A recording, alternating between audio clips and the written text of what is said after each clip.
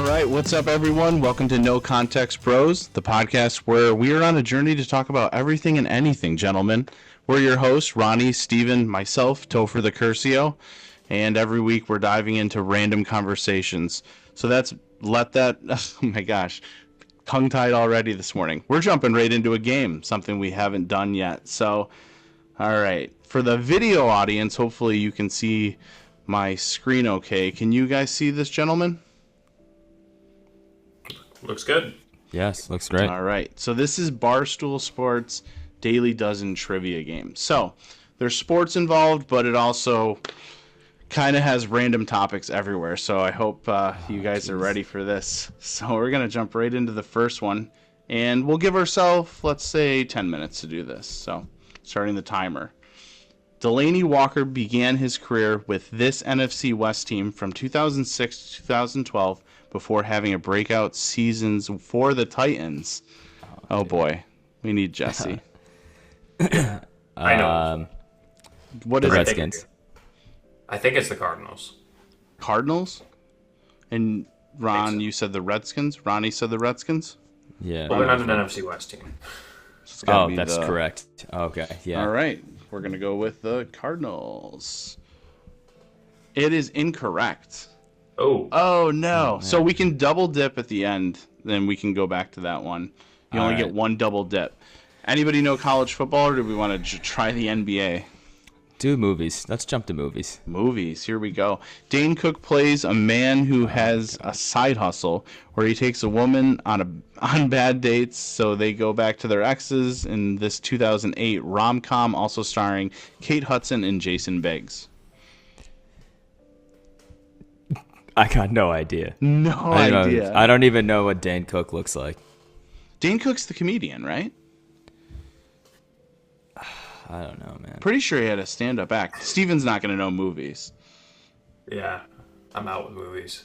Movies. Okay. You don't have to answer it though. Okay, No, you don't have to. No, you're just not going to get the good score here. Music.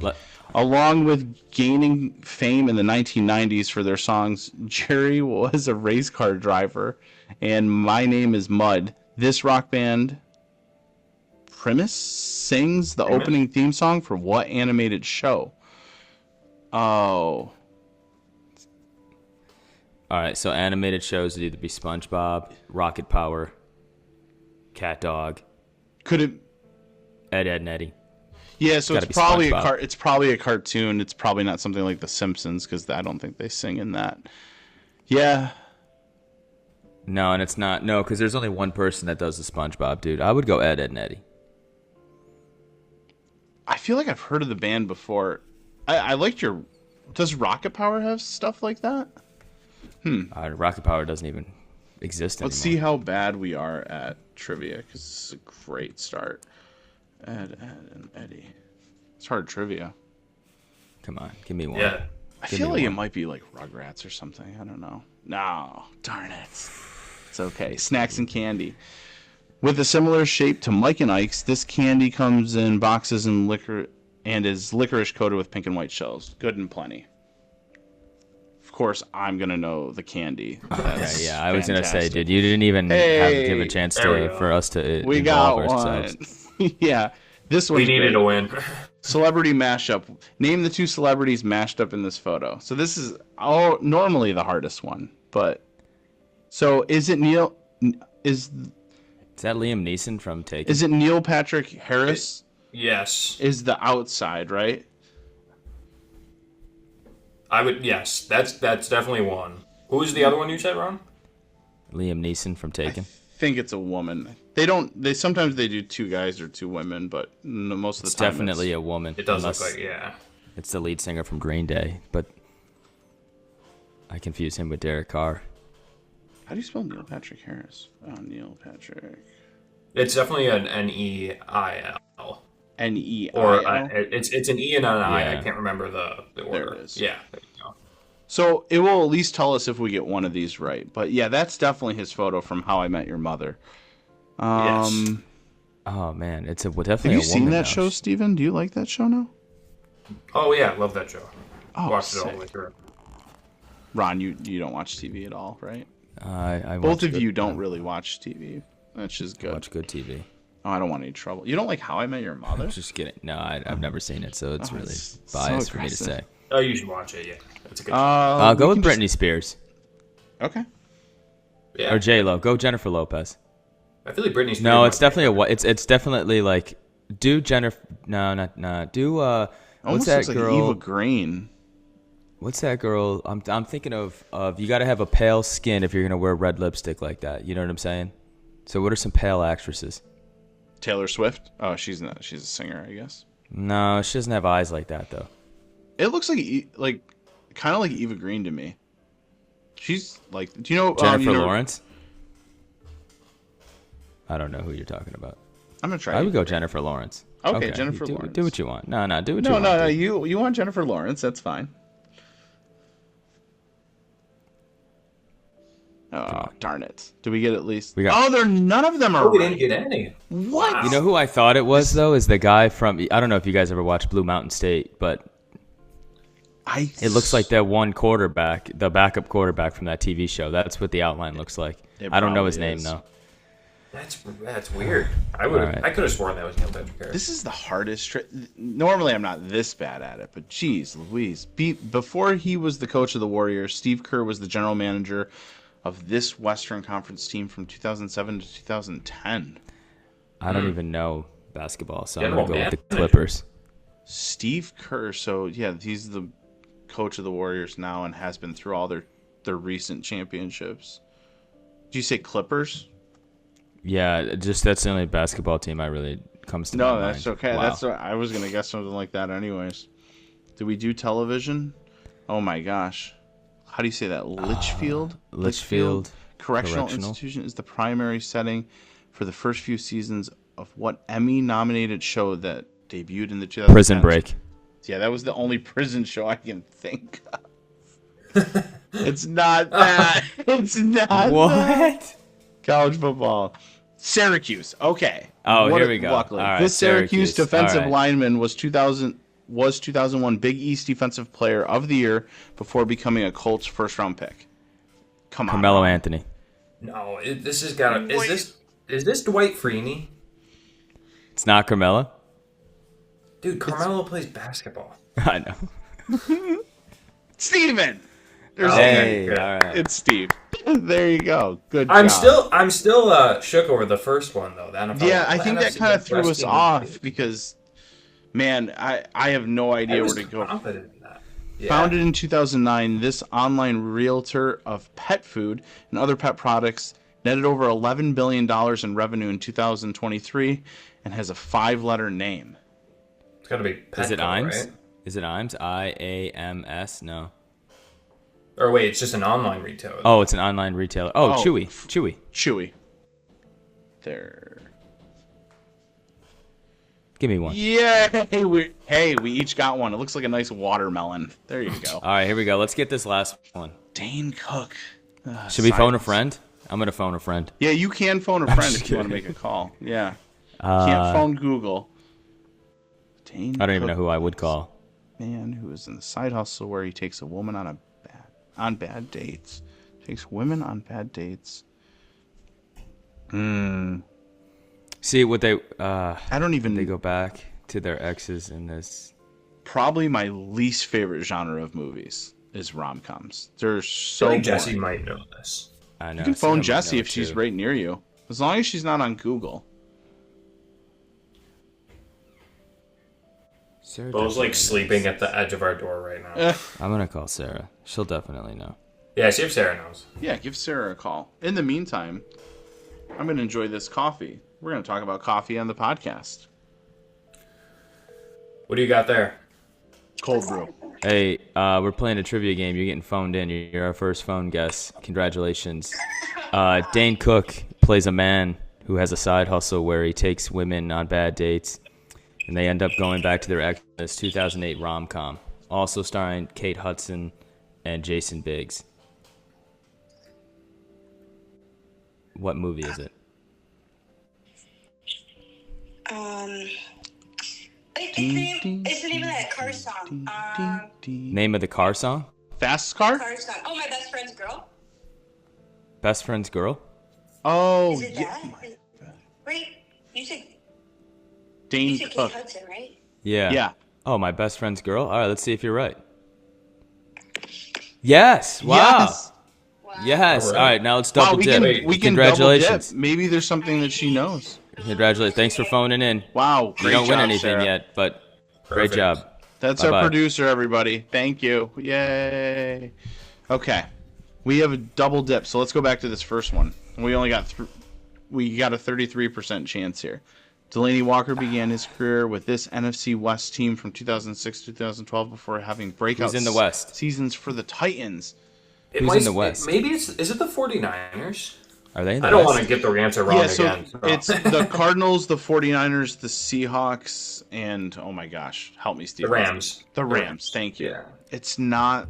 It's definitely the Seahawks. They had a great team from like 06 to 12, didn't they? I just want to mention that Jessie's a Titans fan, so she should at least is. know where her teams come from, or her people come from. Let's go with Flip a coin. Ron seemed really sure about the Seahawks. Oh boy. I feel like I'm more sure about the 49ers. No, it's not that. Incorrect. Where do we Who was go? it? View correct answers. 49ers. Wow, Steven, sorry. The Phoenix Suns. I Never would have close. never known that. Yeah. I didn't even know he was a GM. I did not either. Benedict Cumberbatch and Anya Taylor-Joy. Oh, that makes sense. Would have never gotten that. I can't believe that's supposed to be Benedict Cumberbatch. Wow. I'm colorblind. Okay. All right. Orange is the New Black. That also That's makes, the other prison. that Yeah, makes that's the only other prison sense. show. I used to watch that a lot, but then it got weird. South Park. Oh, I wasn't allowed It's to an watch adult- South Park. It's an adult comedy. I wasn't allowed to watch that, so Well, that was wouldn't fun, know. guys. Thanks for playing. That was a lot of fun. We'll That's get better good. at that. Yes. should I, So as I told Steven, Ron, I am drinking some cold brew right now. I'm not nice. going I'm to talk drinking about coffee too. What are you drinking? Just coffee from the community center. Oh, nice. Fantastic. Steven, do you drink coffee? I do drink coffee. I don't have one right now, fortunately. Okay. I usually drink my coffee like later in the morning. It's like a 10 or 11 o'clock time. Steven, what time did you roll out of bed today? About 7:45. So for our listeners, that's 15 minutes before we started. And you were on time. Yeah. Oh yeah. I feel like I was on time as well for the first time. I think you Were were. you trying to say something? I don't want any tension or trouble Yeah. of any kind. Just a Okay. little bit of Just tension. making sure. So, Chris, what time are you up? Today I actually did get up a little bit later. I got up at 6:50. I woke up at wow. like 5, fell back asleep, and it's weird like how you feel like you don't dream all night and then you dream in like the last hour. It's maybe that's just how it works. I have no idea. But yeah, no, I'm normally up decently early, and I go to bed pretty early too. But I do need coffee. As you both know, I am an absolute coffee snob. I love talking about it. And I know these topics are going to seem unrelated today, but Steven, do you know the difference between espresso and coffee? I feel like maybe I've bored you with this. You don't have to know. It's not a quiz. or Yeah. anything. No, I think I need a reminder. All I know is like espresso is like the straight like shot, and then there's more into coffee or something. I don't know. No, exactly. Yeah, so coffee is like filtered. It's filtered extraction of the liquid, basically. So there's no Espresso is coffee's crackhead cousin. exactly. Espresso is pressurized extraction. So like the pressurized water is extracting it out as opposed to gravity. So it's very interesting stuff. Not really, but it's interesting to me because I love it so much. But kind of what I want to talk about today, and it's going to seem very unrelated, but that's what the fun of this is basically, depending on what type of coffee you drink, can maybe determine your ideologies and your political followings, which is very, very strange. So I do have some stats here. Basically, it says here, and this is from the University of Pennsylvania 2018 study, this first one. Results showed that members of both political parties drink coffee equally.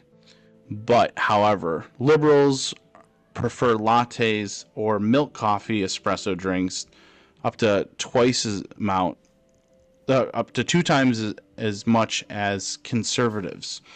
So conservatives are drinking more coffee, liberals are drinking more espresso. Now, what's kind of interesting about this to me, and the research collected data about household income, gender, attitudes towards globalization, so like super specific weird stuff. Basically, liberals are drinking more espresso, conservatives are drinking more coffee, and I kind of touched on the difference, but when you go into a Starbucks or you go into a coffee house, you kind of get a little bit more left vibes, more artsy, more liberal. Do you guys feel that way? Oh, yeah. Yeah. Yeah. Do you guys go to coffee houses a lot? Actually, I yeah. do. I do. We're going, yeah. We're going this morning after this. Which one? New Roots in Greece.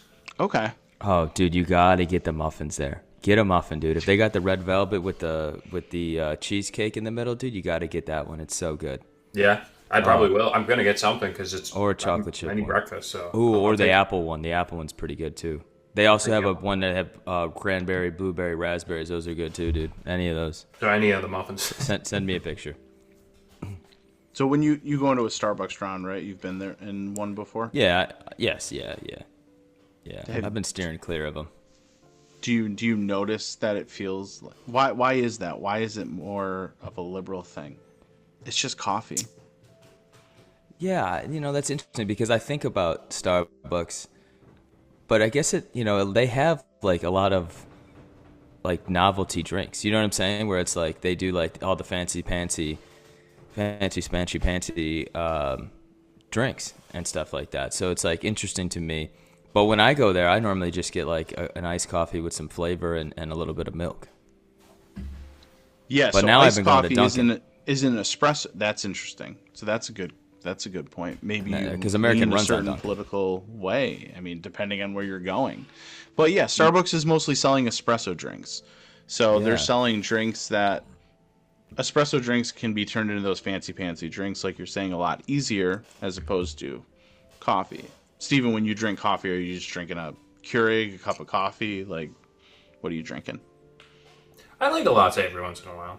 I'll usually get either a latte or I will get like I'll just get straight coffee with flavor. And usually coffee, a little bit of flavor, and a little bit of milk. Kind of like Ron, honestly. I just don't do iced coffee. So. Oh, I love iced coffee. I got iced coffee now. Yeah, so, and then cold brew, I guess it's not really like iced coffee. It's made like iced tea, but it's iced. So that's what's interesting. I'm not going to give away which way I lean politically, as probably everybody knows, but I drink espresso all the time. Like, Me too. You guys know I have an espresso machine. I love just shots of espresso, but Me too. Yes, yours is really good, and I was skeptical of the Nespresso machine until I tried it, and I love it. It's fantastic. For the time, that you could just get it out, bust it out. I could take a shot before I go to the gym, and then I'm out the door. You know what I mean? It's very nice. It's convenient because like I can't do all the stuff that you do. Although I think yours is a lot fresher tasting. I don't have the time. Yeah, no, that's just don't have completely the time. fair. And my machine, it's cheaper, but it's nice. It is a lot of work and it is messy. Yeah. But basically, so where this study was going is it helped spark another study from PubMed in 2020 that talks about, and you can go on YouTube and you can watch a million of these videos now. Is there a difference scientifically between a conservative's brain and a liberal's brain? Which is like, oh, okay. Is there, maybe there's a reason people lean a certain way that's just outside of, their circle of influence or their sphere of influence. A PubMed study in 2020 said Republicans have a more strongly active right cortex associated with orienting attention to external cues. Democrats have higher activity, and I don't know how to say this, left posterior insula associated with perceptions and internal psychological states. In essence, what the study boiled down to, conservatives/Republicans focus more on security because of the way that their brain is, and liberals focus on more empathy. What do you guys think about that? Is that, I don't even know where to begin with that.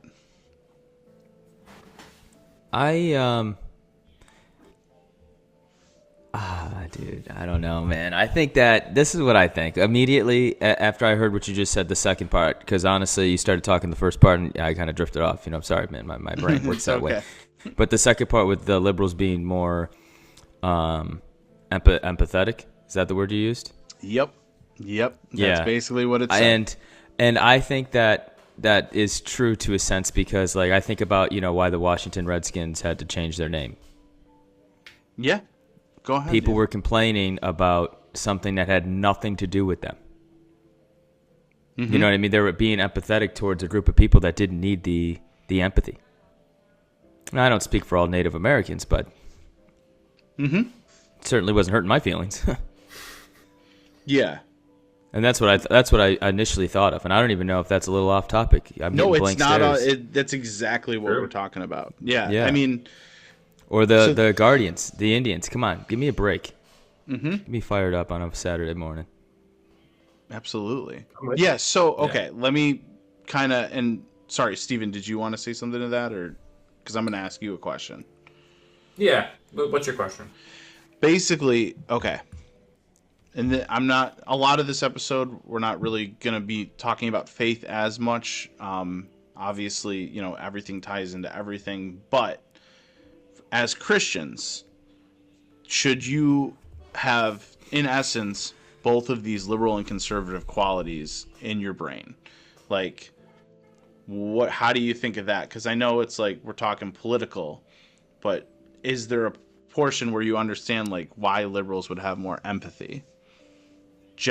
In general. And that's for me. Yeah. Yeah, it's an interesting question. I think, I guess to answer the question, I think there's elements of both that you should have. Not even just as a Christian, just as a person. I think there's good parts to both of that. I mean, when I was thinking about the differences between, like, what I consider to be liberal and conservative, to me, like, liberal just means, or somebody who's liberal could be, somebody who generally thinks about the collective society. And kind of like what you were saying, Ronnie, like, almost like thinking about things that may not personally affect them, but thinking about it for the purpose of trying to make things better for other people. That's a long way of saying it, but to me, generally, it's like a liberal is somebody who kind of wants everybody on an even playing field or an even, opportunity. Whereas a conservative might be more individual based and say, like, if it's not affecting me or my family, right, I don't really need to worry about it. And they might be more willing to take that risk of, we could have a society where some people are achieving more than others, and that's okay. And that's just the risk that we accept of having more of a society of, individual achievement. So it's not that they aren't empathetic to others, but it's that the priority is, individual and family first versus the collective society. So that's my thoughts on that. Yeah, I mean, I think that you could have good. I think there's good things of both. Yeah, I think so too. I think Steven did a good job. Good job, Steven. Steven. It's all good. Yeah. No, I think that makes sense. I mean, that would make sense why, like, because in essence, liberals, Democrats, conservatives, Republicans can be all separate things. I do know a conservative Democrat, and I know a liberal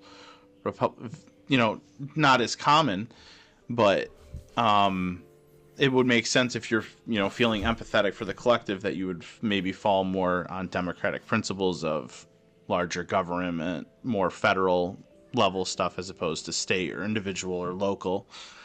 Kind of tying this in a little bit, we have, in modern society, trying to put it into terms of things that would maybe be a little bit more middle of the road. The Libertarian Party. And I know, Ron, I had to do a little bit of research on that word.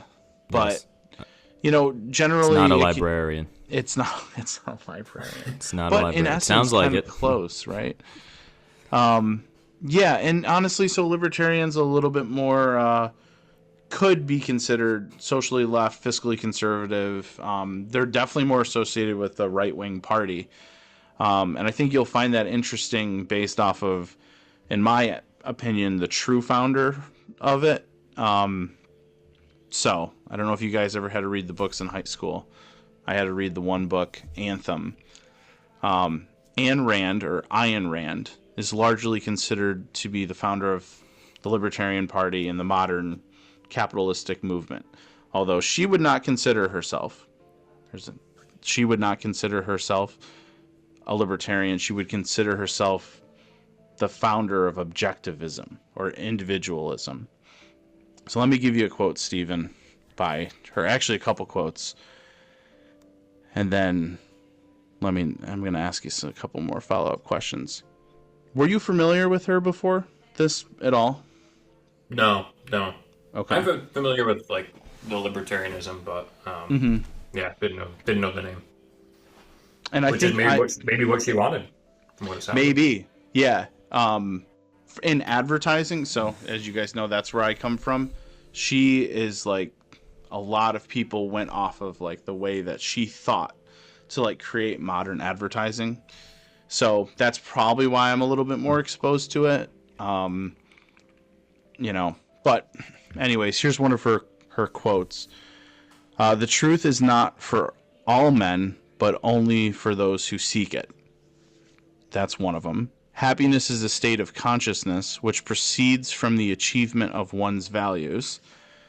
And then her last one here, every man is an end in himself. I have no idea what that last quote means. But the first two... but the first two I kind of agree with, I feel like. Talk to me about that. Read the first one again. Yeah. The truth is not for all men, but for only those who seek it.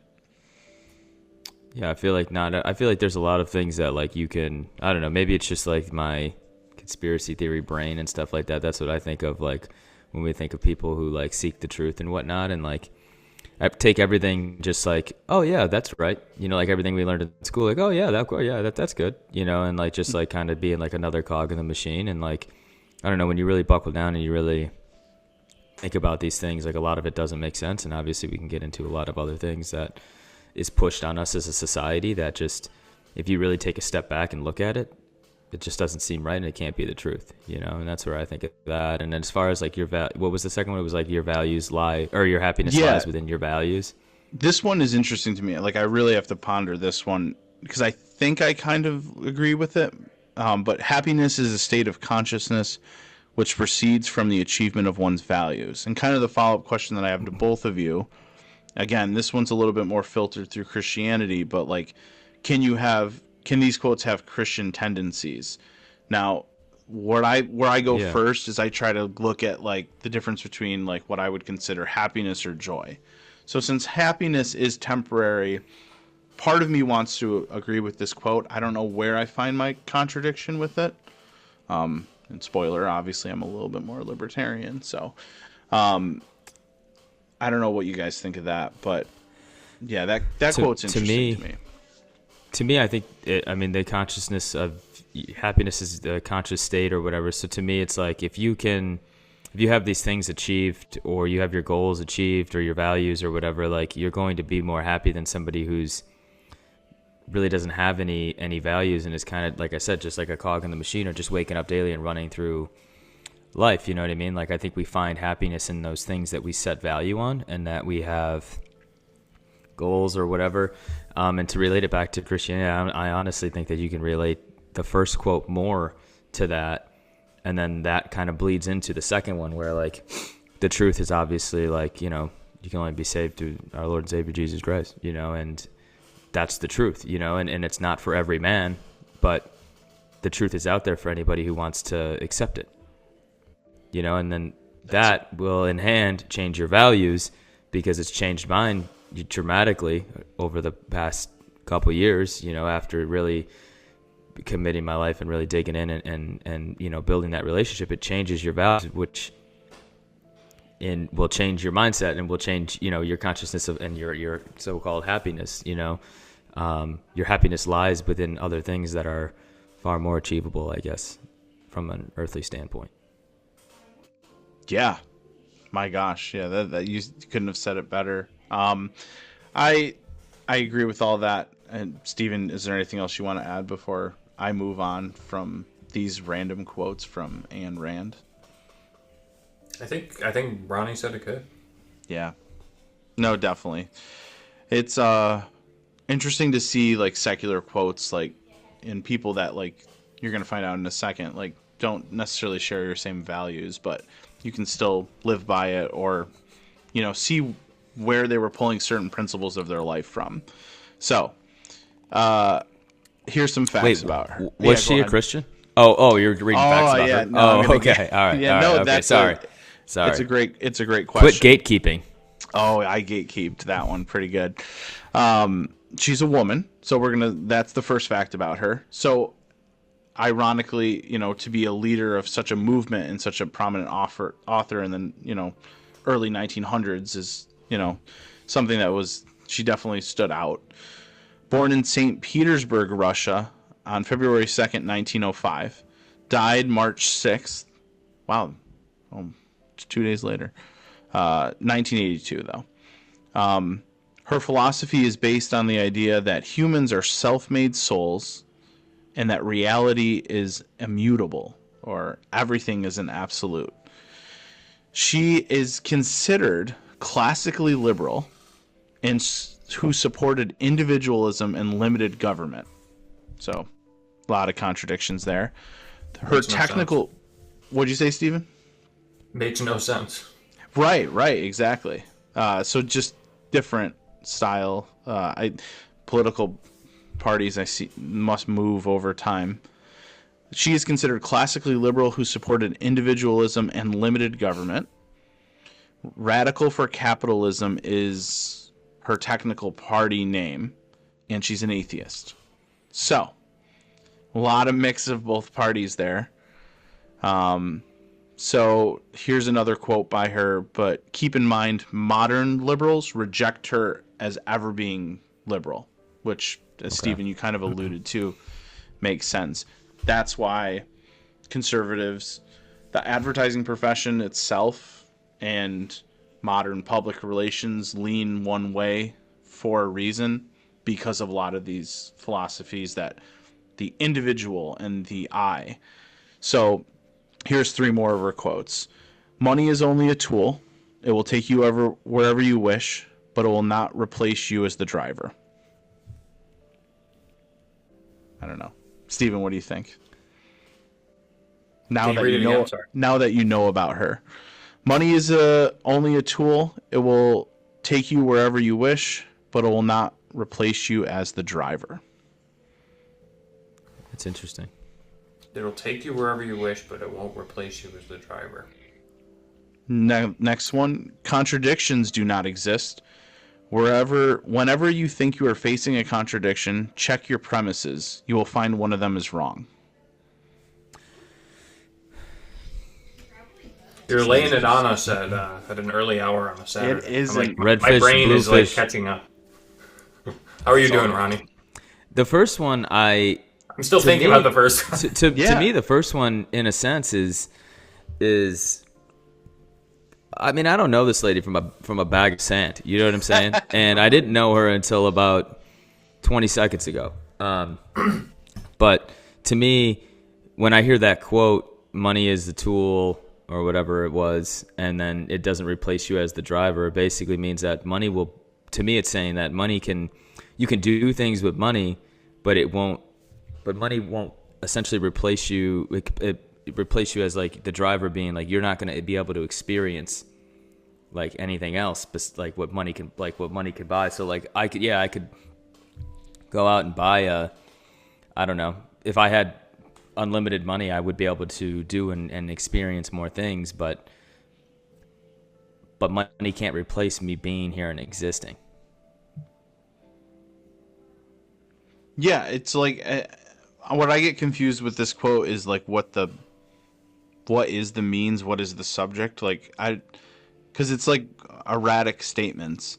Money is only a tool. It will take you wherever you wish, but it will not replace you as the driver. Yeah, I mean, she's a capitalist. There's no question. I mean, yeah. It's an interesting one. I think I tend to agree a little bit with what Ronnie said. I mean, money is a tool. You can do a lot with it from an earthly standpoint, and as a tool, you can do a lot to better. If I think the way I'm thinking of it as is like anyone can have a lot of money, but only like you can only do something valuable with it if you as the driver know what you're doing. So it's like anyone could sit on $1 million and you could just spend it on whatever, but as the driver, you could turn $1 million into $10 million depending on what you do with it. So I like that. Yeah, it's like I don't know what that has to do with any broader thing, other than that, but to me that's what and maybe that's like the love of money. If you just one person might look at $1 million and like just kind of love it and love everything that $1 million can do for you, or someone else could look at it as a tool and say, okay, how can I use that to get to my next step? Yeah, so like last week you said you wanted to start either a business or a ministry. Obviously you're going to need money to do that. I'm assuming you're not chasing large amounts of wealth to live an extravagant lifestyle, but you do need the means. And I think we've talked about that as like there is sometimes a stigma in our faith where a lot of money can be a bad thing. But I think most people that I've talked to, like, you can be wealthy, you can be Christian, you can be libertarian, you can be liberal. I mean, that stuff doesn't necessarily connect the same way. Yeah. Another one of her quotes was, "You have brains in your head, you have feet in your shoes, you can steer yourself any direction you choose." Individualism. No, that was actually Dr. Seuss. I was going to say, that doesn't sound like her. But actually, I think there are a lot of similar philosophies between the two people. That was actually interesting that you picked that author. He was mad. I just think I think I read, out of all the books I've ever read in my life, I read more Dr. Seuss books than I have any other kind of book. What's your favorite one? Because I know what mine is, but One Fish, Two Fish. Oh, okay. Steven? Do you have a favorite? Green Eggs and Ham. Yeah, that's mine. You picked the same one. I still remember in kindergarten, they actually tried to make green eggs and ham. But I'm pretty sure in the book, the ham was green as well. But in real life, that's not good. You should not eat green ham. Yeah, they put food coloring in the eggs. I'll never forget Dr. Seuss Day. When did he die? Oh, jeez. Sorry to distract you. No, it's okay. I thought the quote kind of a lot. I thought it was relevant. I thought maybe I could fool you guys. Cool. Yeah. You fooled me. You did. This is one of her becoming an objectivist or individualist. Her book Anthem, which is usually not usually, but a good amount of the time it's in high school curriculum for some reason. A lot of people hate the book because it's kind of boring. The famous thing that you kind of get at the end of the book, so spoiler alert because we're all going to read it. Here's one of her quotes. "To say I love you, one must first be able to say the I." So, in your opinion, you two, you've heard a lot of quotes from her. You kind of know where she stands, on life. She has a lot of differences with us. Where do you think, where she falls short the most?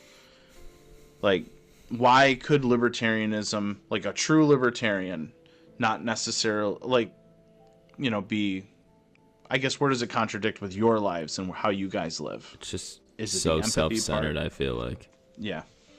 It's just so about her. Like, I don't know this lady, but I wouldn't even care to really meet her, to be honest. I'm going to, if I'm being, like, if I could pick anybody in history to bring back here and have a conversation with on this podcast, definitely would not be her. She wouldn't even make the list, dude. She wouldn't even she wouldn't even be on page 10 of the list. You know what I'm saying? So, like, that's how I feel about this lady. Ayn Rand. Steven, do you hate her as much as Ronnie? I hate is a strong word, yeah. But I wouldn't be signing up for autographs, probably. Yeah, man. Yeah, so he's in the same boat. He just said it a little nicer. It's crazy because this is kind of where I'm going with this. So, in the beginning, we talked about the differences between a liberal and a conservative in the brain. When I was first Christian, I think I leaned a certain way a lot stronger. And I don't know if you guys have felt this way. As I've gone through life, maybe it's because I'm getting older, I notice that I am more emotional. I'm more empathetic. I wouldn't say I'm not liberal. I'm not going to say I'm a conservative either. I'm definitely more of where I get my philosophies comes from one man, one God, same person. And I really find myself being middle of the road. I think a lot of people look at me and I'll hear like a certain group on each side talk, and I'm just like, wow, I really do feel bad for the world. And I think as I'm getting older, like I said, I'm getting more emotional. I used to consider myself a libertarian. I was more about, individual success and I think, I don't know, maybe I'm just a softie now, but I can't live how this person thinks of life. And I guess I'm less of a capitalistic person now too. What do you guys think? I don't care who, you guys tell me. I know I just started a business too, so. Yeah, but I don't think that has anything to do with. No, it doesn't. Your, I don't know. I feel like I'm kind of middle of the ground. I feel like nowadays, within our society, and I don't know if it's social media or whatnot, but I feel like there's just this, you have to pick a side. But I feel like there's way more of us out there that feel like you, because I'm the same way. Like, I feel bad, like, genuinely feel bad. And like, I don't know. I like to see the people around me succeed just as much as I like to see myself succeed. And I don't know if that's just because I'm a team player or if it's because of, where I am, faith-wise. I feel like the way I am or I view, politics or whatever, like, is just because I see the other side and it's craziness to me. You know what I mean? Like, it's just, I don't like the direction that it's going, where like, truthfully, like I feel like I walk very in the middle, like of both sides, because I can see both sides, but it's just the spectrums are so different that it's like you're either on this side and you're like, this one thing, and then you have like just like I said, it's just like kind of craziness and whatnot, and we don't have to get into it, but like like women playing guys playing in women's sports, like that's just, to me, that's like, I don't want to live in a society like that. You know what I'm saying? So, I don't know. It's just my thoughts. I mean, I want my son I would say like some of the stuff that you just mentioned. So I have a couple thoughts on this. One, I think like even just what you mentioned, and that's probably a whole nother podcast. But like, I think what would have been considered, mainstream liberal, like, I don't know, even 20, 30 years ago. Not even, like 10. 10, yeah, has changed drastically. Yeah. So if someone says I'm liberal, we automatically think, oh, you're on the fringe where, you want things that are crazy, like the, guys playing women's sports and stuff like that. But, 10 years ago, 15, 20 years ago, that wasn't necessarily considered mainstream liberal. And you can go back you can see like recordings or video clips of major Democratic politicians like saying things that would sound like a Republican today. So it's interesting on that end. I would say too, like, we're, as a Christian, with the whole politics thing, like, God was never, Jesus, when he was on this earth, was never a Republican or a Democrat or, self-proclaimed political position at that time. And I think, like, what I struggle with a lot is, so I personally lean right, on the right, with most of my viewpoints. And I have no problem saying that. But I think where I struggle with is, I think sometimes it's assumed or insinuated that as a Christian, you must lean Republican. And some Christians might say you must lean Democratic for, some of the stuff that you mentioned, Chris, at the beginning, like, the empathy. But I think, like, where I struggle with that, and I think I used to think that, most Christians are just Republicans. But I think where I've gotten to now, also, getting a little bit older and having, more viewpoints and more perspectives on life, I have also become more empathetic.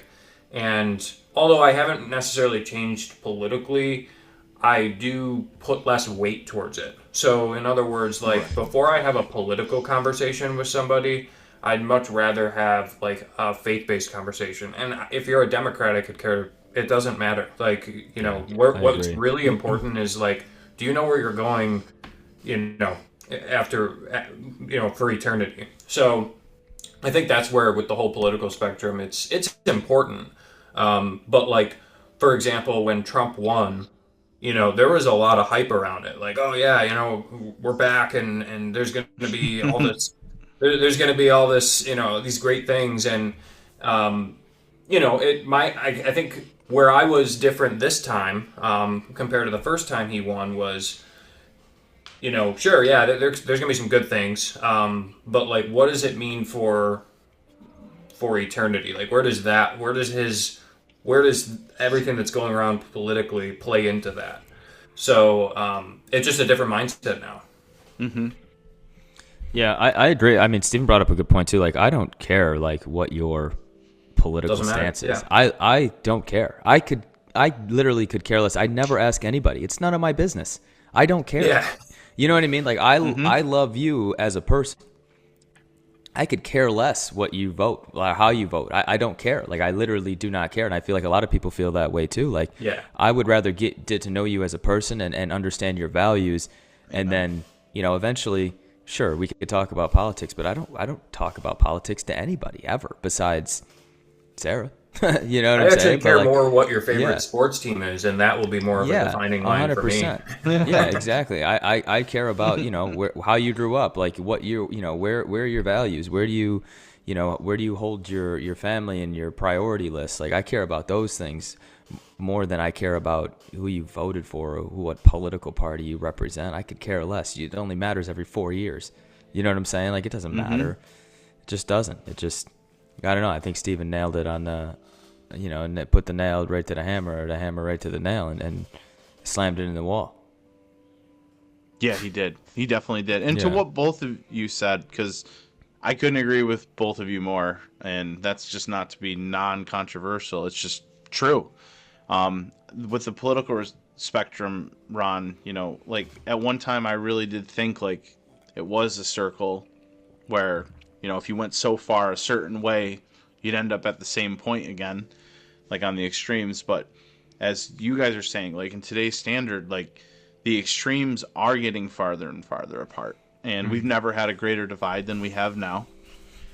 And I truly believe, and I think a lot of historians believe in it, because I love history too, that at one point, both parties had the exact same goal. It was just a different path on how to get there, but it was the same goal. Now we have different paths and completely different goals. So I think we haven't changed as much as we think we have, besides our initial changing, with our faith, but it's the world continues the extremes that the media blows out of proportion. Most of us are probably a lot more middle of the road than we think. And that's kind of what this whole exercise was about. It doesn't matter what coffee Anne Rand drinks or what Steven drinks. Like, you think, like, social science is in conformity. It's kind of like a church. How come one church everybody can speak in tongues and another church nobody can speak in tongues? is Oh that, my God, it's so weird you brought that up.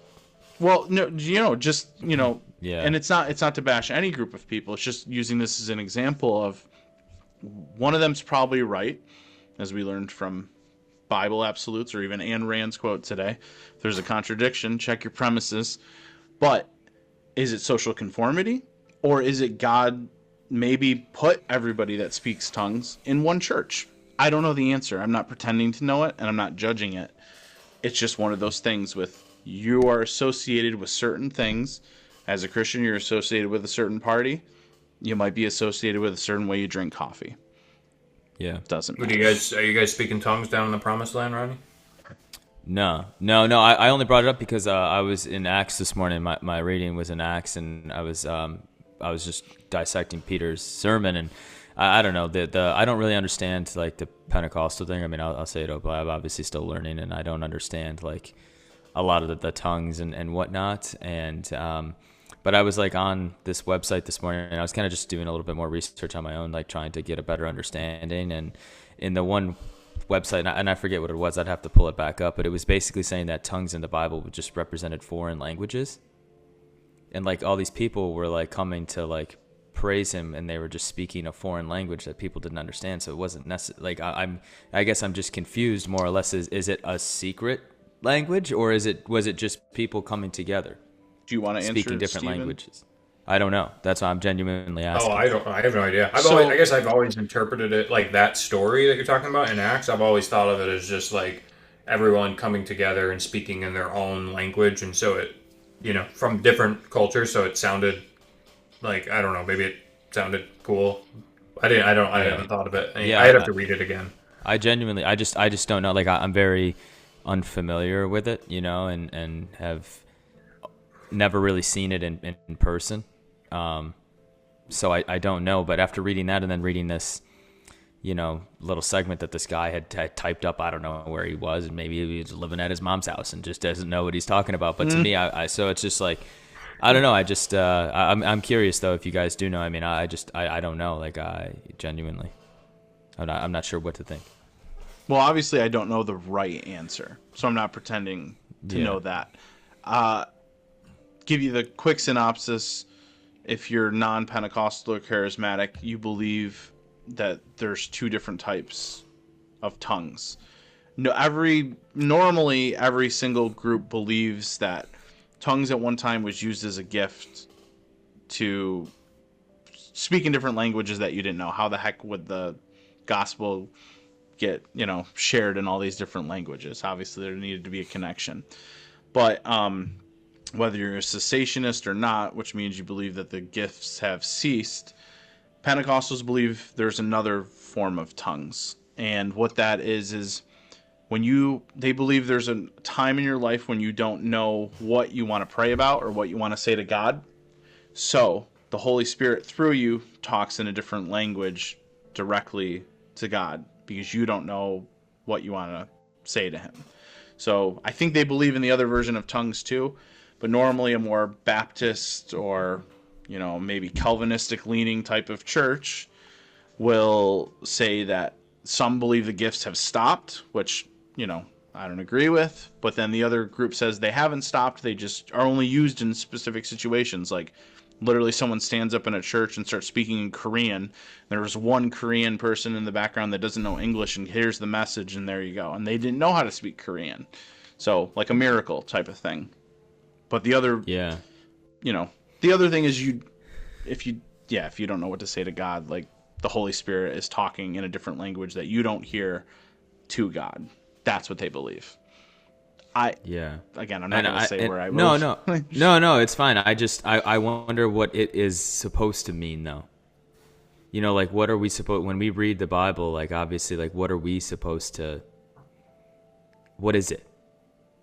Like, because these are just interpretations, right, of the reading and whatnot. I mean, there's no... Well, they're contradictions, so there's no question. Could be a mystery, too. Sometimes there's mysteries, like, Yeah. not all things are revealed. I'm asking. We talked about that in the first episode. Look at that. True, yeah.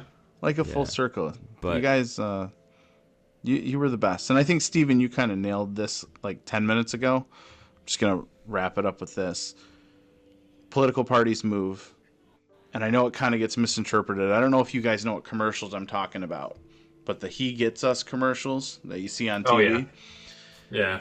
In your opinion, your definition of true liberalism was Jesus liberal. And I know that's loaded. Here's the thing, like I what I would say is like I think Jesus was the perfect model of how we should treat others and be in this society, obviously, and none of us can live up to that. But like my personal belief with like helping others, right?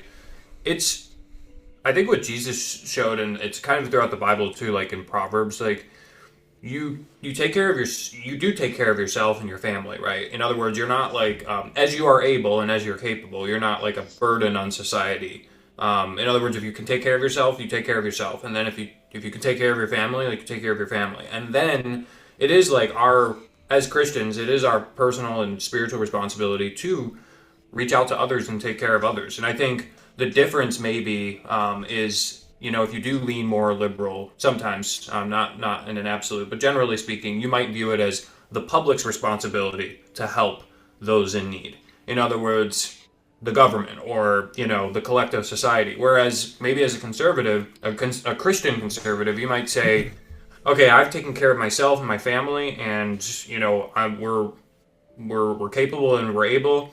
So now it is our Christian responsibility to look out and, the Bible says, care for those who are widows and orphans and those who are oppressed and poor. Like, as a Christian, we should be reaching out and caring for those in need.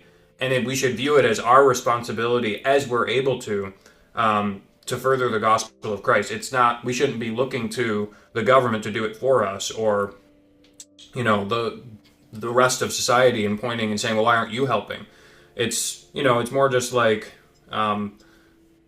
as we're able to. And so I think like Jesus showed that, like, obviously he's God, he can do whatever, but kind of showed like he sent out his disciples to go, like, as you are able to, go and make disciples and care for those who are poor and oppressed. So was he liberal? I don't know, but I mean, I don't know. No, great, and I know the question is really open to interpretation of how I even asked it. I'm obviously asking it ambiguously on purpose.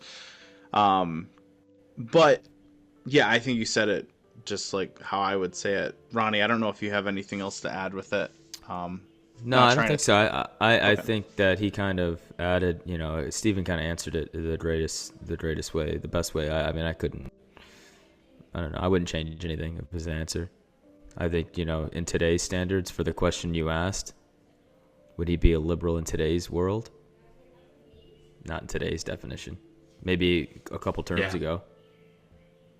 Right. But not right now. Not in today's society. Not to what it means and what it represents and all the dramatic changes. I don't believe that at all. I think he was more like us, where he walks in between. You know what I'm saying? Like, in today's society, I can't see it. Striving to be like him. So that's probably why we find ourselves. And the empathetic thing, you know what? I'm appreciative of that, because it really, I'm not going to say like I was ever judgmental, but I really thought things were a little bit more black and white. And I won't get into it, but I texted you guys something earlier in the week, something that, or maybe last week, that I struggle with Christians specifically, on a certain interpretation of, a law. But before, back in the day, I might have been like that group of Christians where everything was so black and white. And really what I have to realize is, because not everything's revealed to us and I'm not God, things are a little bit more gray than I think. Doesn't mean there isn't an absolute. But really, we should just look to have an open heart with everybody. And like you said, Ronnie, you just want to be friends with everybody, and get to know them as literally. a person. Like, that's why I love what I do too. I meet everybody. I meet all people from, when I'm talking to people, I don't ask them anything about their political. I don't care. I care about you as a person and how you carry yourself and your values. I don't care about your political party. It's nonsense these days. It's just. Yeah. I like what you said too, Ronnie. I think it's okay to call out like what you said of like, maybe how we're defining liberalism. Maybe Jesus did align with some of that stuff, but the way that some of the liberal, frankly, Democrat Party today does align themselves with certain topics and issues, totally a 180 from Jesus's standpoint. So I think it's okay to call that out as Christians. Yeah. If you were to define liberalism by today's standards, I don't think there's a lot of it that is almost like a direct contradiction to what Jesus stood for and what the Bible stands for. So I think it's fair to call that out for sure. I like that you said that. Yeah, I just wish that as a society as a whole just had the greater good for everybody in mind, like from a political standpoint. And I just feel like sometimes it's sad, but it's not like that, Like No. And I don't know where it I know where it stemmed from, but it's just crazy. It's just crazy, the corruptness and just the political agendas that get pushed on people and media and all that stuff is just crazy to me. Yeah. It's sad. There's a lot of different directions that this podcast could go. Yeah. Yeah, really, guys, thank you for... Yeah, I know that was a lot on a Saturday morning, but I really, I think it was a good conversation, so I learned a lot from both of you. Do you guys have anything else to add? I mean, we're talking about AI next week, so that's the direction we're heading in with this, and, there's always tie-ins with everything, but Ronnie, what do you got to say? I don't got to say anything. Stay happy. Be happy, stay happy. Awesome. Steve? Anything, Steve? Go Bills. Go Bills. There you go. Oh, it's spring training. Go Yankees. That's Context Bros audience, thank you for joining us this week. We'll see you next week for some AI. Have a great week.